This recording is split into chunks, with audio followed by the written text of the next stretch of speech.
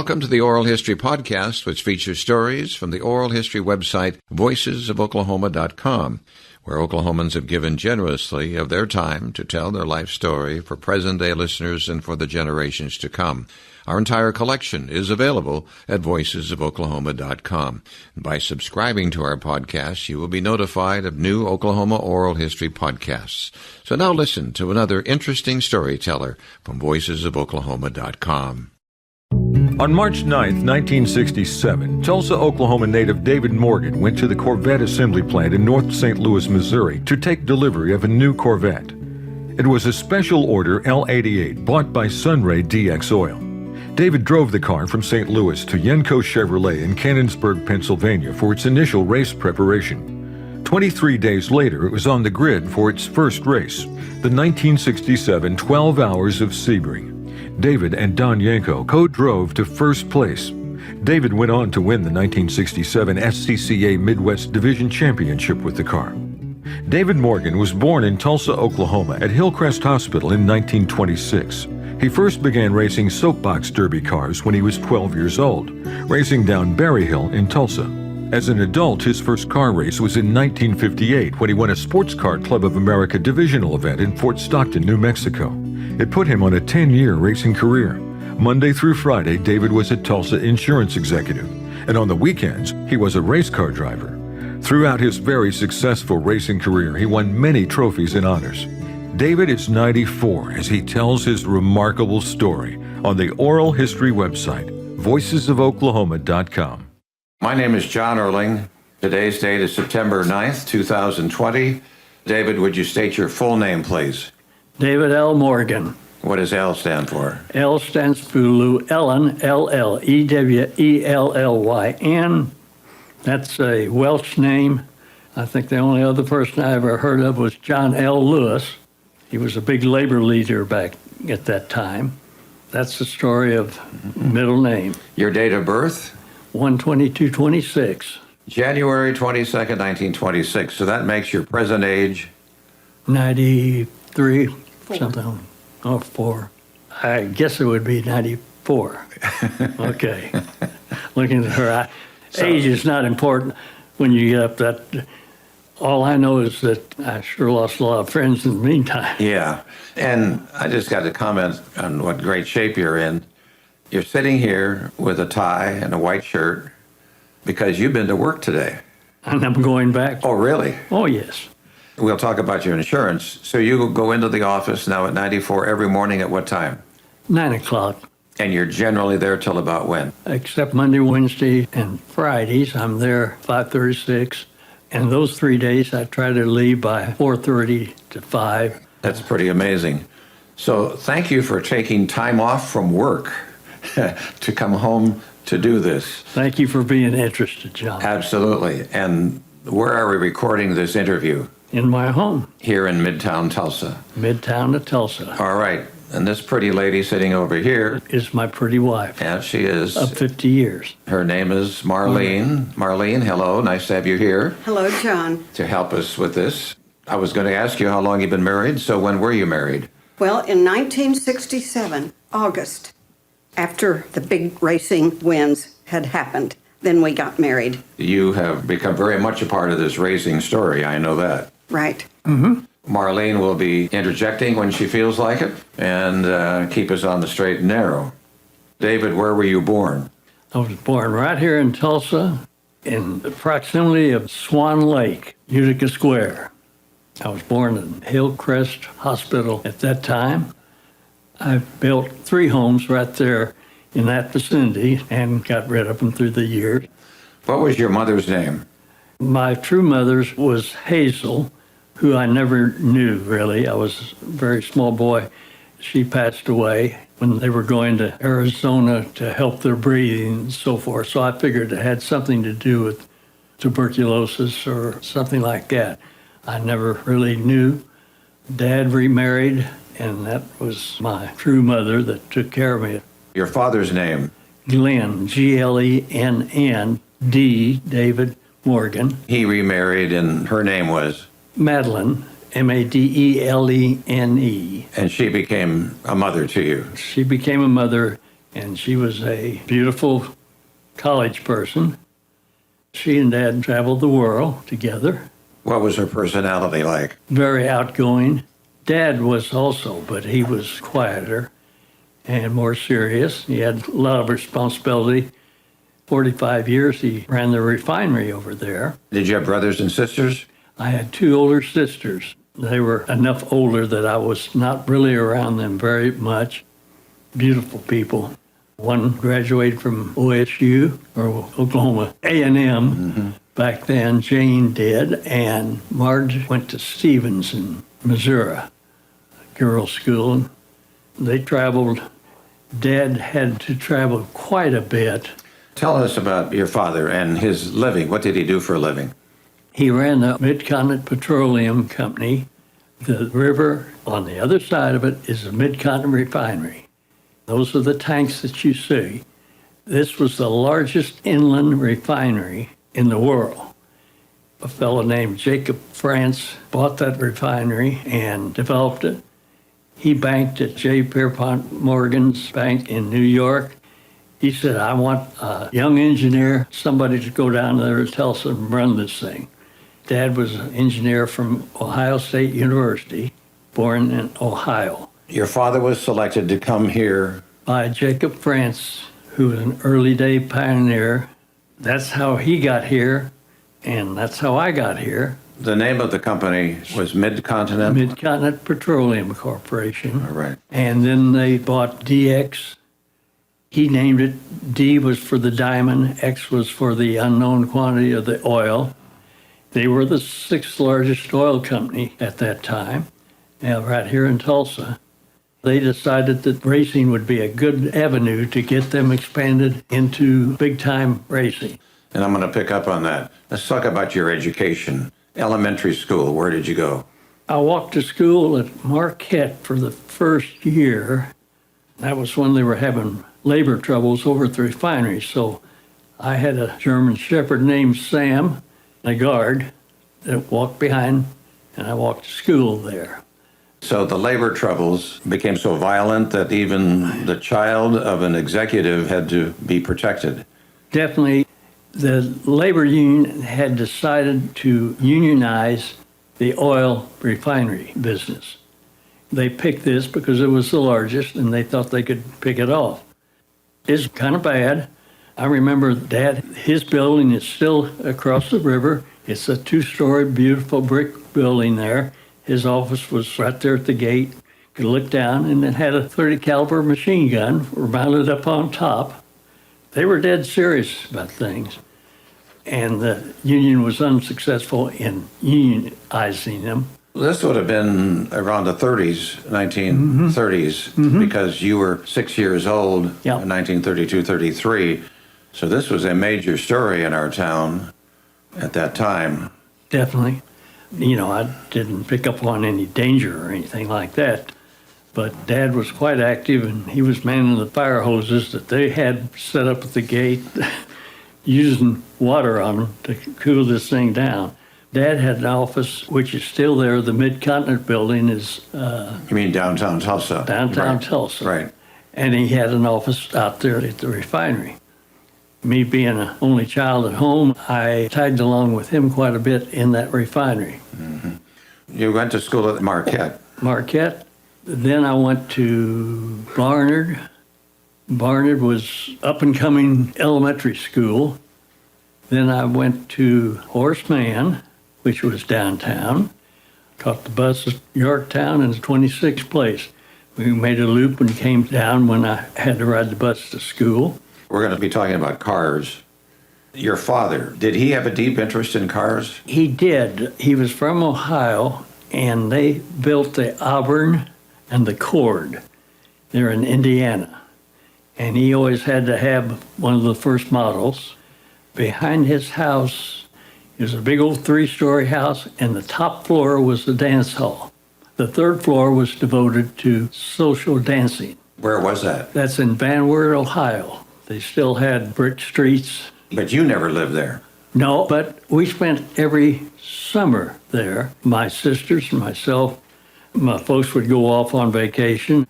Dad always drove either Cadillacs or Packards. Both of them had side mount tires on the fenders that we kids would play on them. Yeah. But no air conditioning. You then were raised in a very well-to-do family. I mean, if you were driving Cadillacs, it was a well-to-do family. It was substantial, yes. We never knew about a depression because working for a company like that, Right. we had servants, and it was nice. I was right there at Swan Lake. You got involved in soapbox derby racing. I'm 12 years old. 12 years old. By that time, you're like in 6th or 7th grade, somewhere in there. I think about 6. Okay. So then how does that come about? Well, I was interested in cars. Dad thought that we could engineer a soapbox derby better than what these guys were doing. Yes, we had facilities of the refinery over there that we could draw on. So I won the local soapbox derby here. I had great interest. From that time on, my mother went with me. Going to Ohio, we had very good contacts there. Harvey Firestone Jr. met the train. He was still wearing the armband that those people wore back then when their father died. You jumped to Ohio. Why? From soapbox derby? That's where the finals were. And Okay. There was a certain hill here in Tulsa that you Berry Hill. Berry Hill? Berry Hill, it's still there. What's the park over there up on top? It's behind all the oil tanks and so forth. Mm-hmm. Dad's boss was Mr. Kuntz and Mr. McDowell. Mr. Kuntz had a beautiful farm there at the bottom of Berry Hill. My first racing experience is going down Berry Hill. And it drew well. They had 5,000 people come out. Remember, Tulsa was only 140,000 people back then. Did your dad engineer those wheels a certain way? Oh, yes, fully. He was an engineer. We all had to use the same wheels, and that was very, very important, that they were just right. So Dad did that. Yeah, I put them on to be according to the law. That's the way I helped put the car together. Did everybody build a different body? Oh, yes. Right. Yes. You had to use the same.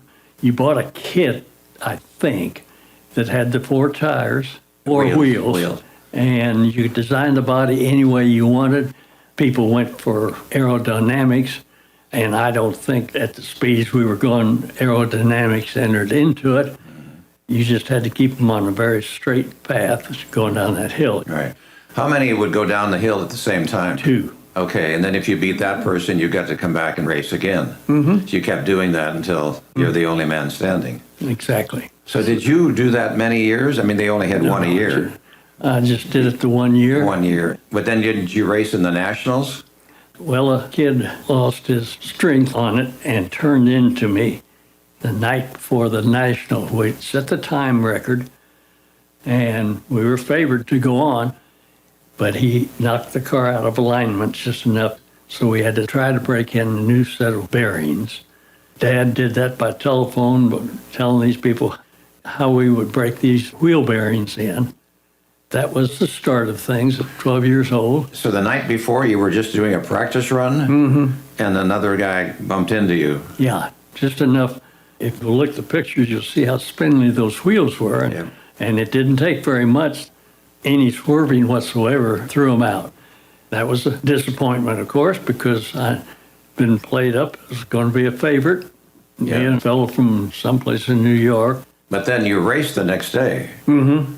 Did you win that race? I won that race. All right. But the car was not as fast as it had been. You were looking for a record time, not just winning. You wanted a record time. It was kind of hokey back those days. I mean, I have to say, though, it was important because later, in my own generation, a little book showed up in our library, and the teachers wanted us to read it because it was about the soapbox derby in Akron, Ohio, and pictures of it. And then it was, of course, much later that I met you and realized you were a part of the beginning of that story. Yeah. Akron, Ohio. And you may have seen David's picture.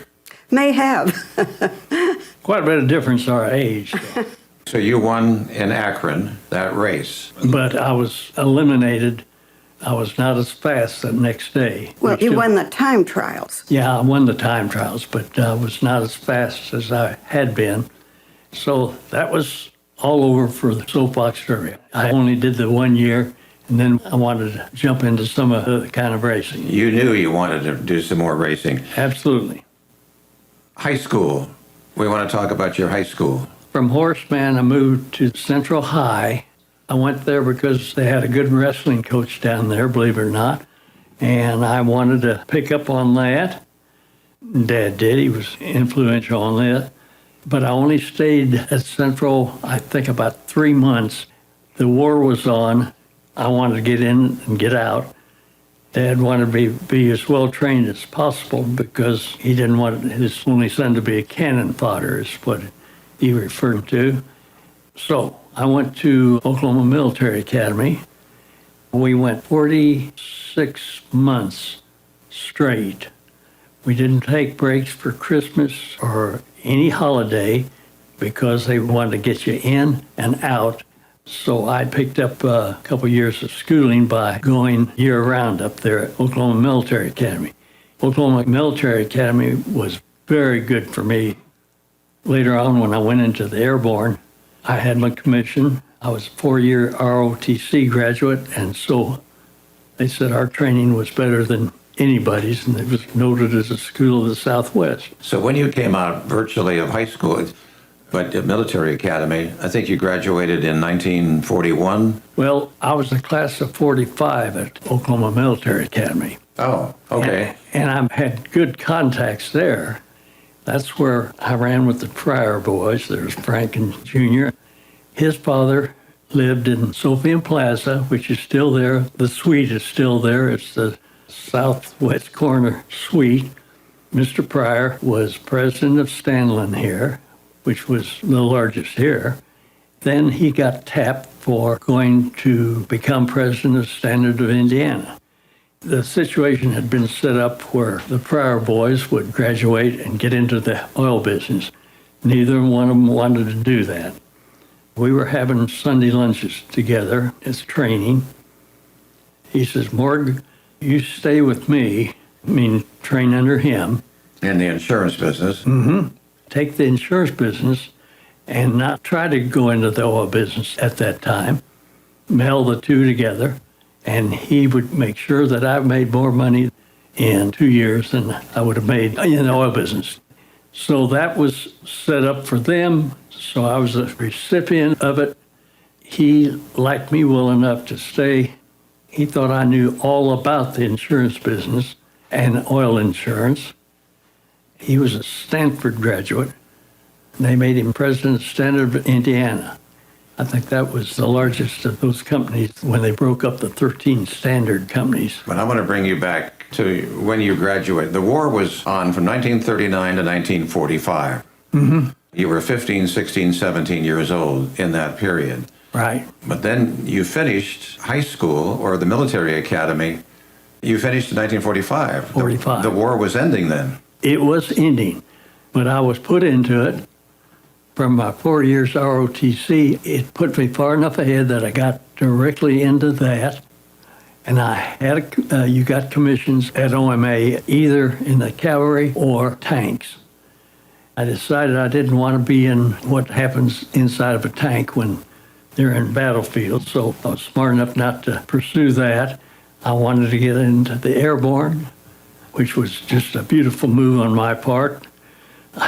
I was in the honor guard because from OMA you knew how to dress well and look the part, and you did know what you were talking about. We had West Point officers teaching us.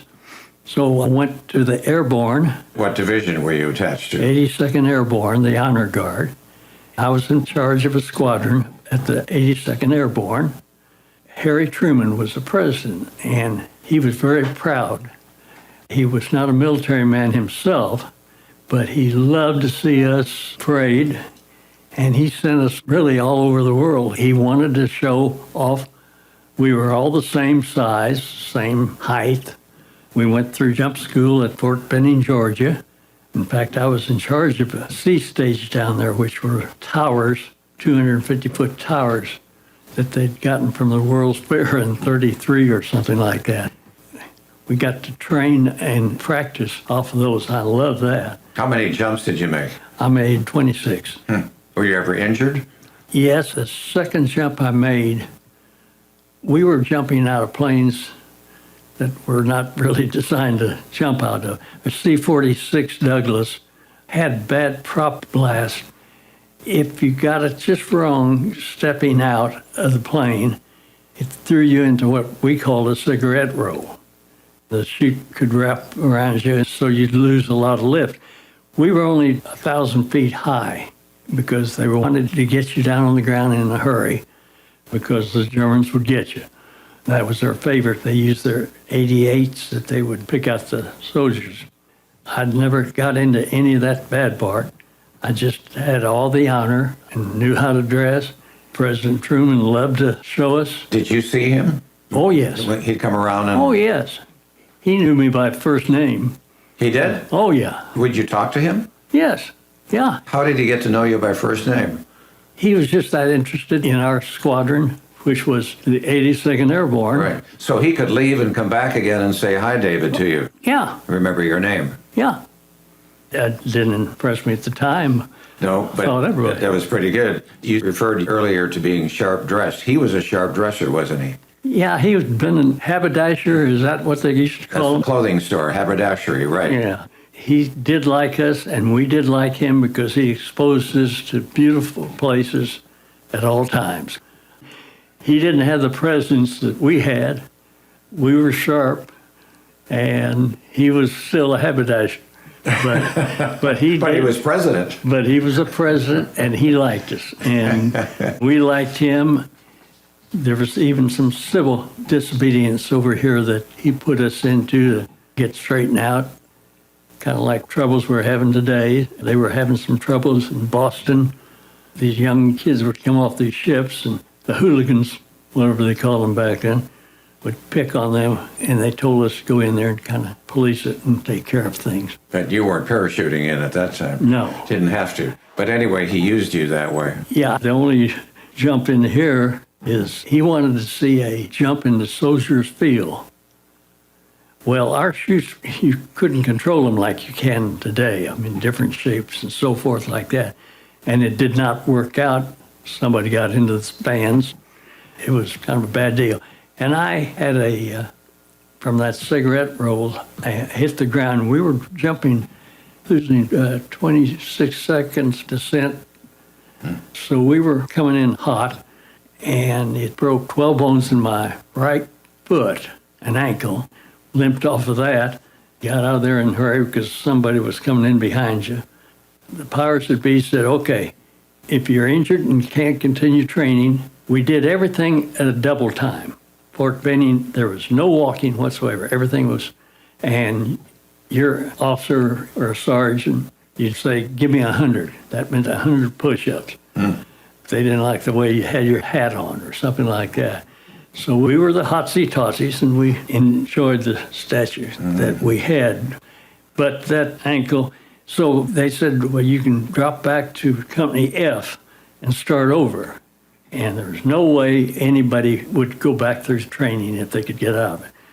They took my jump boots. The boots were made in Corcoran, Massachusetts. I think they're still using them. I've got a brand new set in the back of my car. You never know, do you? No, you never know what you're going to jump out of. And they just cut it down the center and taped it and strapped it. It made it a walking cast. And then you had to run to keep up with the rest of them. So I did finish jump school, which was 6 jumps, including a night jump, Fort Benning, Georgia jump. So you were, 2 years in with that? And then you come out of the service. Yes. And we've talked about then how you got into the insurance business. That was after the military. That's right. All right. So then let's get you into real racing. How do you get into racing? Hap Sharp was vacationing. His dad had a place at La Jolla Beach and Tennis Club. And I got to ask you, who is Hap Sharp? Hap Sharp is J.R. Sharp's son. And Green Hill Farm, I think John Huxley still owns it. It's north of the bomber plant. Green Hill Farm encompassed all that. Then the city put their water line from Spavinaw down to Tulsa. Sharp owned all that land, so he gave them the water rights, or he gave them the right-of-way, and they gave him water. I don't know, it still might be going on, for Green Hill Farm all the way to Claremore. They bought another branch called Nichols Branch. It's still out there. And Tulsa still gets its water from Spavinaw. That's right. So Hap Sharp. Hap was the only child of Liz Sharp and Mr. J.R. Sharp, who was an extremely wealthy oil man. Did Hap Sharp have an interest in racing? Yes. We raced hydroplanes to begin with, these little hydroplanes. A fellow named Clyde Bear Marine was here. He took care of our engines. Frank Vincent was a friend of Keycafer. Keycafer developed Mercury motors. Mr. Keycafer liked us. And so we were vacationing out there, spending a couple of weeks right on the beach. Where? In California, La Jolla. La Jolla Beach and Tennis Club was the place to be, and there were 6 houses that went on around up to, I forget the name of the high-dollar hospitalization. It's their Scripps, I think it was. I'm not sure. And these 6 homes. Well, Hap and I didn't have anything to do, so we went out. Mr. Sharp bought us a new Corvette, and at night we'd go to Miramar, I think is the name of the naval base that was shut down at night. We'd go out there and see how fast we could make those cars go up and down the runway. All right, so that's your introduction to the Corvette. He bought this Corvette for both of you. Yes. To just have fun with, basically, is what you're saying. Exactly. He knew we knew pretty well what we were doing, but Hap and I tried to share one, and that lasted one race because I scared the hell out of him and he scared the hell out of me, because you'd go as fast as you get them going, 100 or so, and then just turn them as sharp as you could. They were good cars, and they stayed together. That was the start. So I came back and bought a car from Eb Rose Trucking. I think they still have a place in Tulsa. They were Houston-based. Eb Rose had been a very wealthy guy, and this Corvette that I bought from him was a cheater. I didn't know it. It was scaled down. The cheater? Cheater, yes. It was scaled down about 3/4 of an inch all over.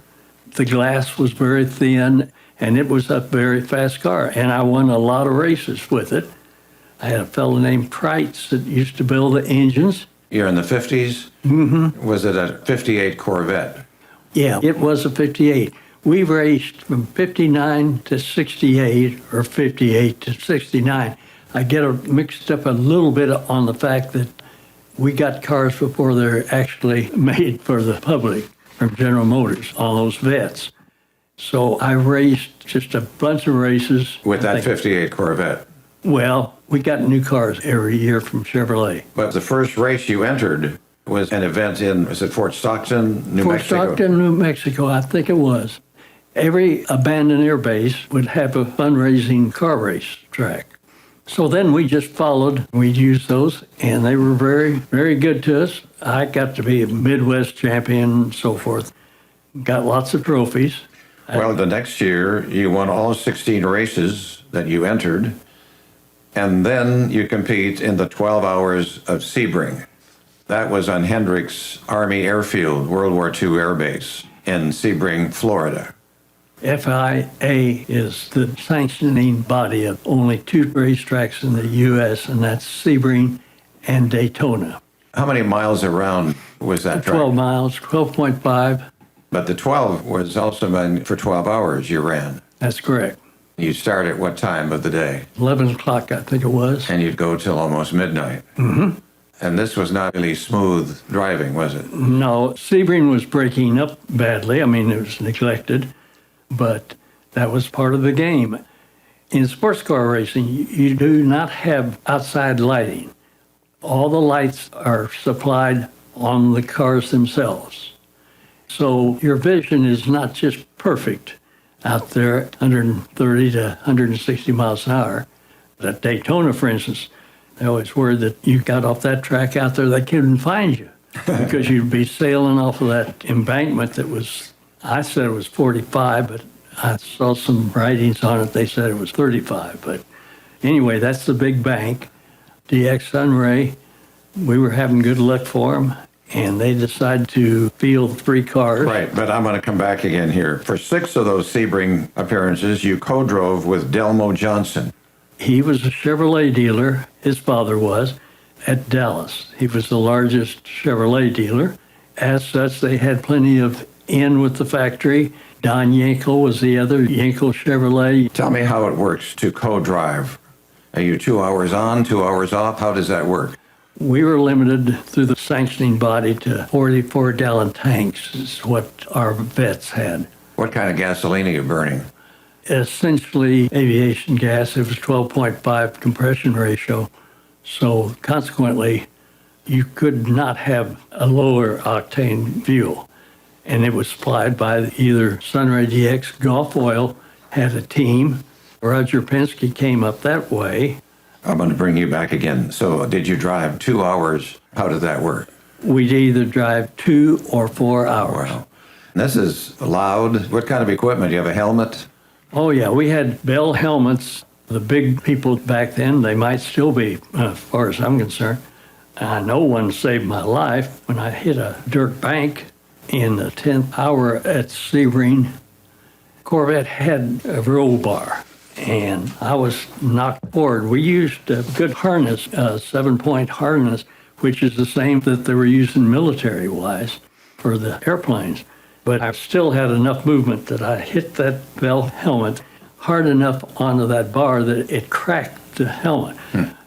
Bell didn't think you could do that, and they were there immediately. They wanted to get down there and find out what happened. That was the only really hard thing that happened to me. I can't imagine. You're bouncing around, you're vibrating. The vibrating is very loud, so that when you finish and you start walking around, your body was still vibrating, wasn't it? Oh, yeah. It took its toll. I was very young, though, too. But being a front-engine car, it made it doubly bad.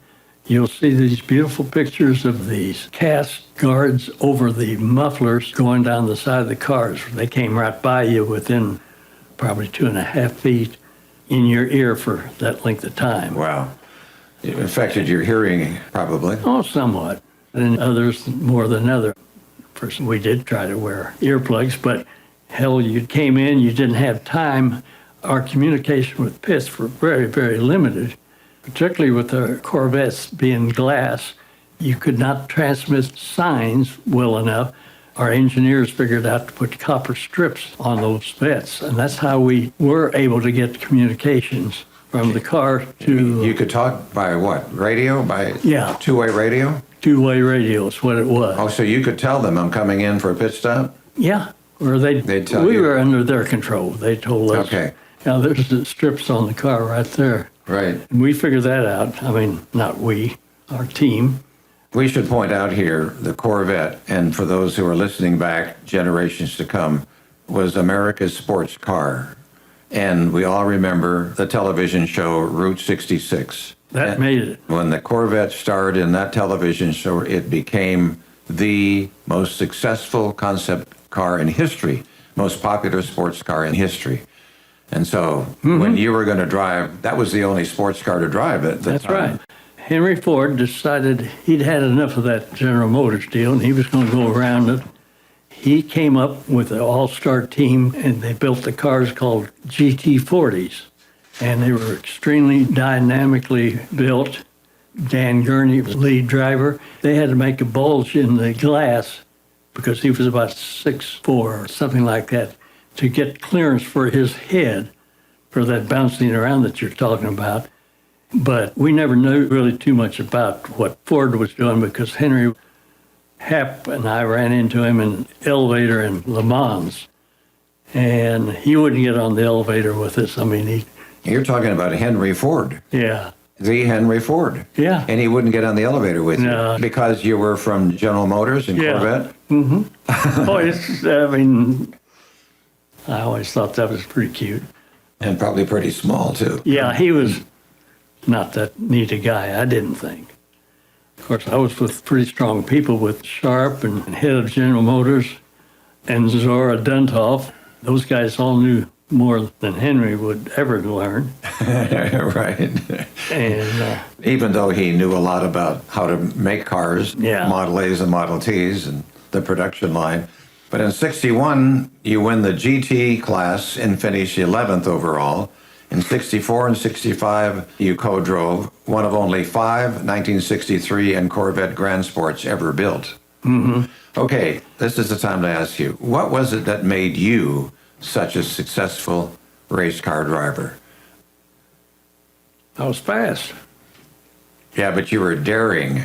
Wasn't it a daring thing to be going 140, 50 miles an hour? No, you accepted it. I mean, speed was not a problem. Remember, we raced with a downpour at Sebring. Naturally, windshield washers at 140 miles an hour didn't work. So you open the door and prop your foot out to look down on the pavement to see the yellow markings so you'd have an idea. And your time on a 12-mile course did not drop off that much. It's amazing how fast you could go that way. At 150 miles an hour, you have that door open. Yeah, Some people would say you're crazy. probably. But I lived through it. Yes, you did. So, Yes, you did. In all your racing, you had one crash. oh no, I had a few. Oh, But I only had 2 that I got hurt when that kid hit me broadside. He'd panicked and it was over 120 miles an hour. I broke the capilla, I think they call it, of your shoulder because the Corvette had a piece of the roll bar coming in there and it was all solid and it cracked that. It's very painful, but you're not supposed to ever break that bone because it's surrounded by muscle and so forth. But I never had any fears about getting hurt. well, that was it then. If you didn't have any fear about getting hurt, then you weren't dealing with that. Others were, and probably were more cautious than you. I'm analyzing it myself right now, but I think you hit it right there. You said you didn't have any fear of getting hurt. No, of course, you could turn that around. I never wanted to get hurt. I was never worried about getting killed because I knew somebody's taking care of me there, but I never wanted to get hurt. I saw fires, guys burning. I saw things happen on the track that were not joyful sights, and there were times that there was smoke on the track from an accident or something like that. You just had to say, I'm going through it. Huh. And it always worked out. I never worried about injury per se. Yeah. Then we're going to jump you to 1967, and that's when you connect with Sunray DX Oil here in Tulsa, Oklahoma. It all came together. You're living here. Your father is an executive of Sunray DX. Mm-hmm. In fact, as you said earlier, he came up with the idea of DX. Mm-hmm. And again, that stood for what? D for the diamond, and X for the unknown quality of what was in the fuel. Then D was for the diamond in the logo. Correct. I always got along well with the DX bunch. They appointed a guy that was supposed to be watching our racing team, but we didn't pay too much attention to him. That was the advantage of being an amateur. I wasn't worried about losing a job, and I wasn't worried about getting hurt. Right, and we should point out, you remained an amateur through all your racing. You Yes. never turned professional. No. And why was it that you remained an amateur? So I could pick and choose my tracks. There were tracks that maybe I'd seen a bad thing happen on them. And if it's not fun, well, you're not going to keep doing it. No. I mean, I was doing everything for fun. Delmo was a character of all. I had such great friends that, unfortunately, they're all gone now. So you fly to St. Louis Corvette factory to take delivery of this new 67 Corvette. When you get off that plane, in fact, you stepped off a Boeing 707 Right, at Lambert Field in St. Louis, correct. and you had no way of knowing this was the beginning of a whole new journey for you. Correct. You take that car and then you drive it. Don Yenko, who was a good engineer, General Motors came up with the idea that these cars, all their tolerances are so tight that if we could, they called it green up the block Everything would fit better when they put it back together. We were short of time, so I said, hell, I'll drive the thing back to Canonsburg, Pennsylvania. That's where they were going to tear it down and start over again. I got off the plane, go to the lousy part of St. Louis, dirty old plant.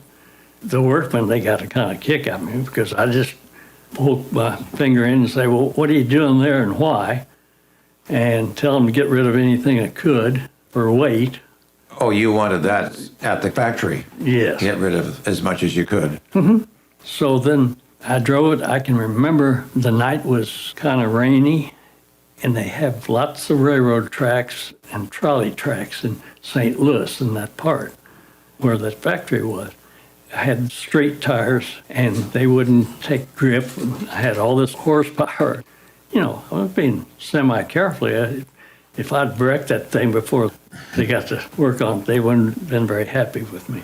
Anyway, I just drove it all night, got into Canonsburg. I think it was 600 and some miles without getting any trouble with the police or anything. Right. So then they began to remove unnecessary items in the car. The cars were completely stripped, and they started over. That's what our guys were good at. Mm-hmm. Yenko had two that were excellent.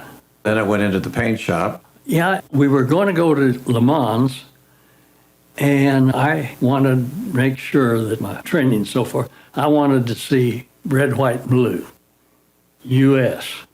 So consequently, blue bottom, that was the blue. And it had one racing stripe. This is before I'd ever seen any of this stuff.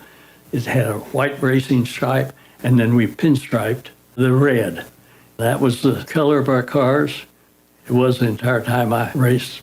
And then Sunray Oil's logo was dark blue, I think. Their logo sprayed on the lower half of the body. Which worked out.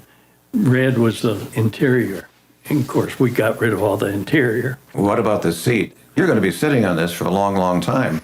You must have laid some cushioning in it. I think we used Ricardo seats that were made in Europe. We did have we fixed them ourselves, how we wanted them. There were some safety concerns back then, too, because there were drivers who were killed, crashes. Oh, yeah.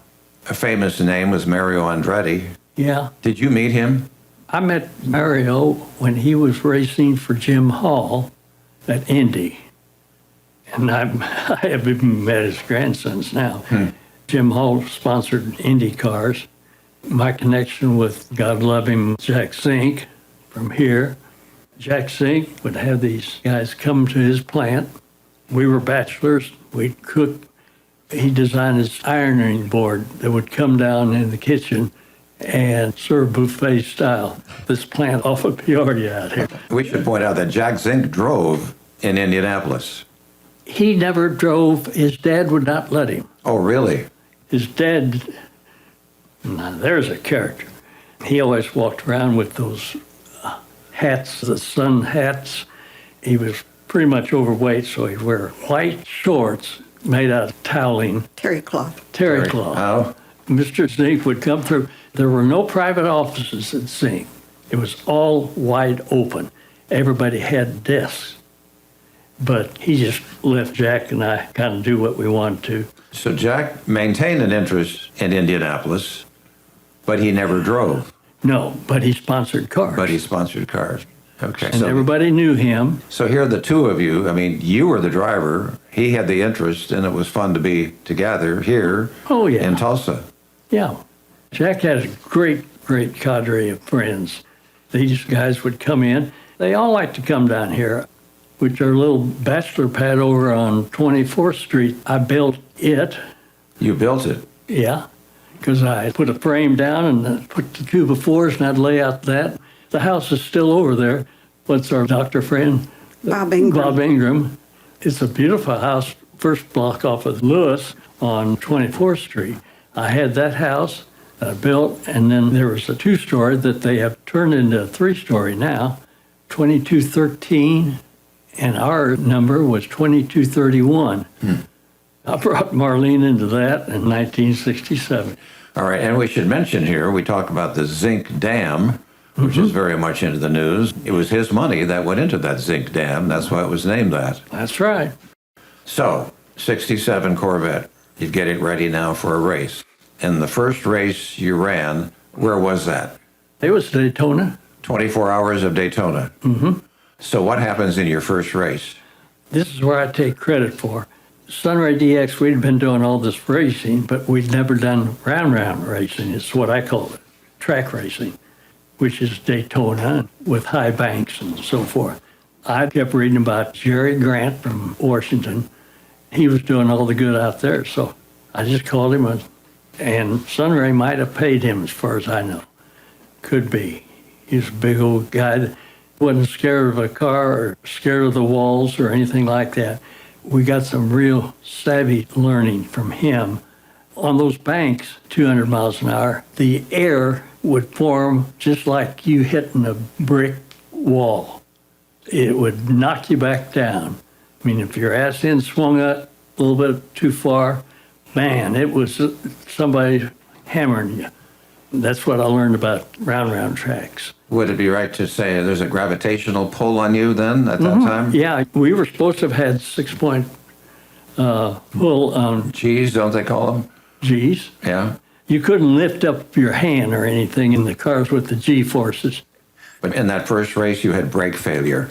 40 minutes left in the race. Oh, yeah, we had a 2-bit part, 65-cent part that broke, and all I could do is head for the sandbank. I just had to keep it straight from rolling over and over. But you finished the race. Mm-hmm. It took a long time, though, but we had such a lead build-up. Oh, okay. So you did manage first place. Yeah, but we were going for overall, and easily we were going to do it.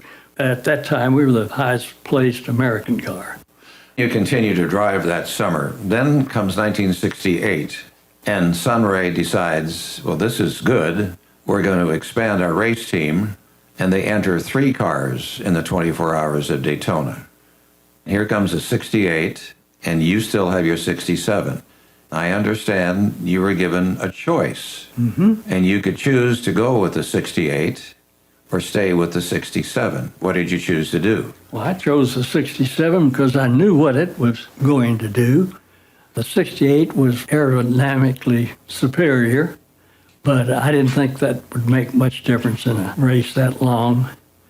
So consequently, I took the 67, and we were way ahead. Well, the 68s, then they had an unrelated failure, a rear end failure on those. They were still able to run, but they were out of contention. We took the famous picture of the 3 cars together on the Daytona bank, so it made for good publicity from Sunray DX. You talked about the aerodynamics of the 68. The 67 was predicted to be slower, but the big problem, as I understand it, of the 68 was the front end lift. And the designer, as we've talked about, Zora Duntiv, said that above 150 miles per hour, they became bad airplanes. Well, that would be Zora's thinking for sure. Yeah, Delmo Johnson was quite a character. He'd like to go by the pits, and of course, going into turn 3, you were going 194 miles an hour. That's where they had the trap set up to check on your speed. But I can remember Delmo would go by, and he'd just turn the wheel loose, and the front wheel would go every which way because there was no pressure on them. And then he'd get it back down and go on. But Delmo thought he was very cute that way, but Yeah. showing. Well, the front end was flying, wasn't it? It was flying.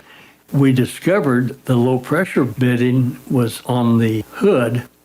That hood, that was the major advantage it had over the 68th. Right before your windshield was a low pressure, I'm no engineer, meaning it kept you on the ground or destroyed the lift of the front end, and therefore it was faster. Yeah. Now, someplace in all the write-ups, they attribute me to saying something like, well, if it gets out of hand on that racetrack, you just hit it in at that speed against the wall and wear it down, and it gets you straightened out. Well, yeah, that would do it. But that's some more of what aerodynamics happened to those cars. But those new and improved 68 Corvettes had many problems. I'm reading here now, including severely overheated differentials that took them out of contention. Let me ask you then, the Rolex 24 at Daytona. That's a 24-hour race. And you've just proudly shown me now a Rolex. Did you acquire that from racing there? Mm-hmm. Wow. How special that is. Special deal. That's a 24-hour race. Mm-hmm. So how many hours and how many people are driving then the same car? Daytona was just two of us, And you're driving 24 hours. How long were your shifts? 2 and 4 hours. Every 2 or 4 hours. And not much sleep. I mean, you said you'd get a nap. Do you think you'd nap for 20 minutes, or could you sleep for an hour or so on those breaks? I think I did a pretty good job. Yeah.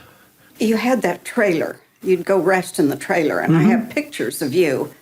And I knew to leave you alone when you were resting. But I did go back one time, and you said, something's going wrong with the Porsche. I can hear it. He had an ear for every other motor out there going around. Yeah, that was one thing. I can pick out engine noise, and they used me a great deal for that. Even your own car, you could hear something's not right, even though others couldn't. Yep, I just got attuned to that. Man, you were born to race, weren't you? I should have been. I mean, they. No, you were. And sing. He has a very get gifted ear. Oh, really? Yes. He could have made more money as a singer. But it wasn't as dangerous. Do you sing in choir? Give me your- You don't sing in the choir. I sang in 6th grade at Barnard. I sang Somewhere. somewhere over the rainbow, and I had a red velvet suit on. Give me some of your water, please, honey. Yes, girls that went to school with him would tell me that story until the last one died a couple of years ago about David Morgan on the stage singing Somewhere Over the Rainbow. He does. You know, Good voice. as we're talking about all these brands, I can't help but notice you have a tie clasp on here that says Toyota on it. Why Toyota? Well, I own 2 agencies. The one here, I started here, Toyota agency here? What was the name of it? Toyota of Tulsa. It was down at 6th and Elgin. That little building is there. The old Phillips station is in front of it.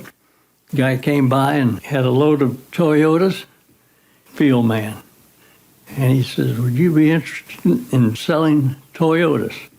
That's about an essence of what it was. I said, yes. I figured the only thing they had out there was the German Beetle, was no air conditioning and a 3-speed. I knew that any air-conditioned car and automatic transmission would go over here. $1,950, I think it was. Was that before American cars? Well, yeah, we didn't have any small cars. You started your dealership by selling Toyotas. Then I bought the one in Oklahoma City. Had roots of when I went over there to check on the Mercedes, and I got fascinated by a dealership over there. So we built a building out there on 39th. Dick McMahon from here was a partner of mine. I never had any money. I mean, I spent all my money. We built that out there, and it was very successful. How many years did you have a Toyota dealership? 10 years, wasn't it? Well, then you were a celebrated name, too, so it was kind of interesting. But it's kind of interesting why you wouldn't be selling Chevrolet products. Yeah, and now I'm back. My largest account is Jim Norton's group in the insurance business. And right now you're with what insurance company? Well, I'm with Summit Financial, and we do a benefits department. They've got something like 50 offices around the country. Rich and Cartmill, were you with them? I was with them, and they retired me a couple of years ago without benefits. I wasn't really smart on their deal.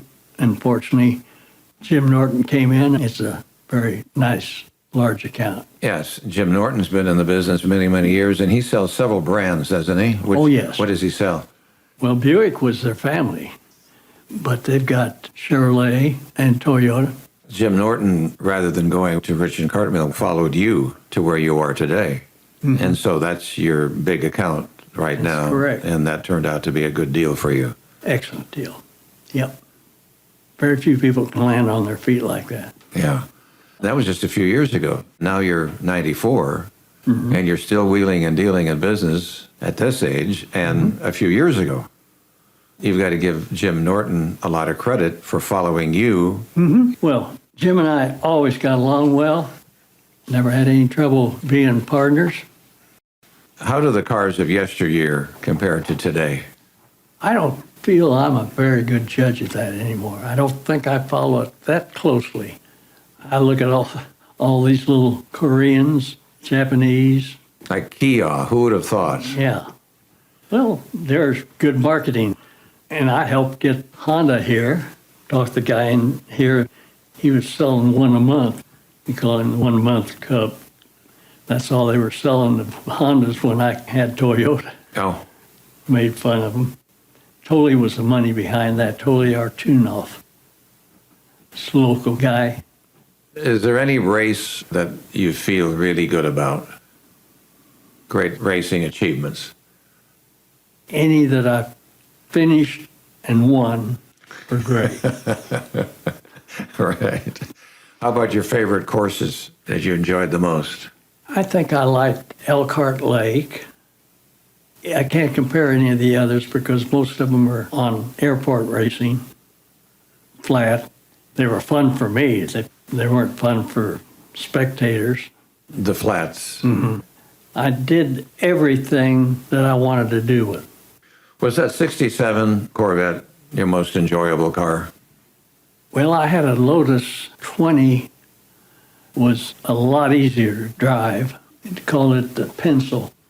And I won the Pan American Championship, which was the last of the Formula Junior races over here. That was much more fun to drive. The Vet was a forgiving car. I mean, it was a safe car. The Europeans and all, they knew better than get in our way. The first woman sports car driver was Denise McCluggage. She hated us and tried to get us disqualified. Who was she driving for? Ferrari. Ferrari. Yeah, I think she was sleeping with old Enzio. She had pretty good equipment, but she was a horse otherwise. But the people that I got to associate with were just fine people. Gosh, if you read some of their letters that I still get, some of them, the fact that they had an awful lot of money didn't mean anything. They were still bad people. Yeah. But most of them were just neat people. And you retired, do you remember what year and how old you were? Well, my last race was 1968. Happened I drove one Grand Touring in the 68 then. How old were you when you retired from racing? 42. 42 years old. What made you retire then? I'd done it all. Did what I wanted to. I did the same way about racing. I went to the races I wanted to. You said you were an amateur, but you did get paid, didn't you, for this? Mm-mm. You mean you drove all those races? I don't know how many races. Do you have any idea how many races you drove? You don't, no. No, but I'm sure Delmo was right on the 50 on that last year. You mean you did all this driving and you were never paid? Well, you'd have to qualify that in the fact that, for instance, I had a contract with Goodyear, ran all their tires. That was a tremendous expense. So you got paid for being endorsed by them? Yeah, in a way, I guess. We've got some Lifetime magazines around here with Gulf Oil interviewing me. I did endorsements, but I did what I wanted to do, and if I didn't like it, I didn't do it. So not taking money for them. You had a relationship with Firestone Tires. Harvey. Did you meet Harvey Firestone? Mm-hmm. We got a picture here. All right. And Well, so that's the Soapbox Derby when you met him. That's clear back, yeah. you met Harvey Firestone when you were driving Soapbox Derby? Mm-hmm. As a youngster? Yes. It was the days when if your dad died, you wore a black band on your tailored suits and so forth like that. It's a good picture of him. They took good care of us. No, I never did anything for, it was a hobby. But you were in the insurance business all this time. So you did have an income coming in. Very good. And you were able to balance insurance and car racing? Mm-hmm. Because much of that was on the weekend, was it? On the weekend. Right. And then you'd come home and do your insurance. Mm-hmm. You know, they'd fly and pick me up and fly me back. We had good equipment, so I was just pick and choose on anything I'd want to do. There must have been those who wanted to make you a professional and sponsor you. You had probably many offers of that. You had to have since you were winning all these races. Well, I'd like to say that, but I don't think it was really that great. I didn't have many offers because I knew that I was going to take care of me first. And maybe sponsorship wasn't that lucrative back then. Oh, that's true, too. Right. They didn't pay these guys. Endorsements, yes, I'm sure. Right. But I can't think of any of them until later years that really could make a decent living out of them. Mm-hmm. Mr. Hendrick, that has my 63 and 64 car, he also owns 600 Chevrolet dealerships in the country. I could call him and get his G5 and go someplace if I want to. That 67 Corvette, where is that now? It's in a museum where? It's on Long Island. With Glenn Spielberg. Mm-hmm. Did you ever just buy a Corvette for personal use and drive around? Or did They always gave me Corvettes. Of course they would have. How stupid of me. No, that's not stupid. You had a Corvette most every year you wanted a... Usually I had a street car, and then the race cars were supplied. Right, but they supplied your street car too. Mm-hmm. So there were some benefits that came along with this. Oh, yeah. And then you were really celebrated as this driver who won so many races. You must have made many personal appearances maybe and signing autographs and that Oh, yeah. You do that, and to this day, I answer probably 2 calls a week. Somebody's writing a book. I would think that they're out of material by now. But you get these calls. There are so many little models now of the cars that Yeah, you the drove. die-cast became popular. And they want those autographed. They send one in, and then we have to sign it and send it back, and they send us a dinner ticket. Doesn't that make you feel good, though, that after all these years, you have not been forgotten in the racing community? Sure. Of course. Yeah. Of course it does. And then Yeah. you called and came along. Yeah. I mean, it's an honor to be picked out. When you get into your regular car and traveling, did you ever have a heavy foot? Did you get picked up for speeding many times, any times? Never wanted to get picked up because they could disqualify you from racing. Oh, really? Yeah, they didn't want us doing anything dumb like that. Consequently, I didn't get many tickets. Many. And I'd always tell the policemen what my situation was, and they all seemed to understand that. You mean that you needed to get someplace in a hurry? Yeah. The only long-range deal I have, I ended up with a gull-wing Mercedes, aluminum-bodied. There was only 7 of them built for over here. I got it from a dealer down in Oklahoma City. I had the dealership over in Oklahoma City, so I had to go down there once a week. It would get sort of boring. I was just driving the gull-wing. It would register 160 without any trouble, and it was solid. Engine was turning low, considering. The turnpike was brand new, and I thought, well, gee, this would be fun just to run it a little bit. Okay, this is a Mercedes now you're talking about. Mercedes-Benz gull-wing. Okay. They're an extremely valuable car. Now I hear that they're tens of $millions. They had the wings that came up. So I couldn't get it slowed down in time. I came up on a highway patrolman about Sapulpa. How fast do you think you're going? Oh, probably 130. So I came up on him fast. Oh, shoot, I'm in trouble. Well, I can either stop or just keep going. So I get to Kellyville, I think it is, and there's a highway patrolman standing outside of his car, and he salutes me. As I'm coming by at that speed, well, this is really fun.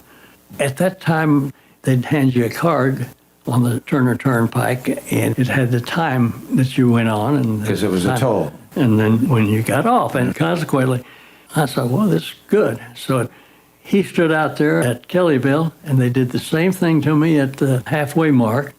They stood by, they saw the car coming, and I just let her go. That's at Stroud. So when I finally got to the end of the turnpike, it was 39 minutes from here to the city.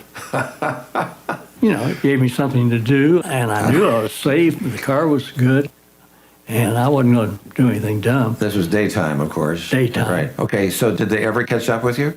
No, they were proud of the ticket, really. Okay, did they know it was you, or they spotted a car that was... Oh, they spotted the car. I'm sure they knew. Well, they knew how fast it was going. I mean, they had radar. So they just said, well, just let them go. Yeah. And that was a fun little trip. I had that darn ticket. It's disappeared around here someplace. What ticket? The in and out. Oh, your receipt for receipt for the toll road. Yeah. So that broke the monotony of driving the turnpike once a week. That's great. I've had a charmed life. I mean, Yes, you have. People say that, and I've had nothing but good. You said you had lived a charmed life. As you look back on this great life, how would you like to be remembered? As an honorable person that had a tremendous amount of good friends and a good wife and, like I said, good kids. Tell me, how many children do you have? I got 2 girls, and we adopted a boy. We lost our boy. He was 3. We were Right, at Knoll, yeah. Missouri, and he drove a Land Cruiser off a cliff. 3 years old. He was advanced. He was riding those small cycles, those little He Cushman. loved cars. He had a love for cars. Mm-hmm. We were unloading up there, weekend trip to Knoll. So I lost that boy, and he was beautiful, like Marlene. But that's amazing. A 3-year-old boy could get in to engage the car. Yeah, but He had paid attention. mm-hmm. In the blink of an eye, Yeah, he did that. and his Doberman. His dog, the Doberman, was with him. His dog, the Well, Doberman. life has its intrusions, Right. and That was tough for you to get over that, both of you. yes, we've had other intrusions, and they change your life. They change everything about you. That one certainly did. So you ask about children, it's a long story, because then a total miracle. I mean, adoption agencies were closed, but an attorney saw David on the sidewalk and said, I have a baby. I really want you to take this baby. She was a good one. But then suddenly a mental health issue kicked in. In that day, nobody could tell us what it was. It was just life out of control. But she brought us a baby. That was okay. We could do that. We adopted him. And then 4 years later, she brought us another one. Beautiful children. Their husbands are off somewhere. So it was our family. It was ours to take care of our children. In this case, grandchildren then. Yes. Yeah. I have to tell you this, I think I can tell you, it's our spiritual way of looking at it. We're each given a cup to drink. It's our life. Jesus was given a cup to drink.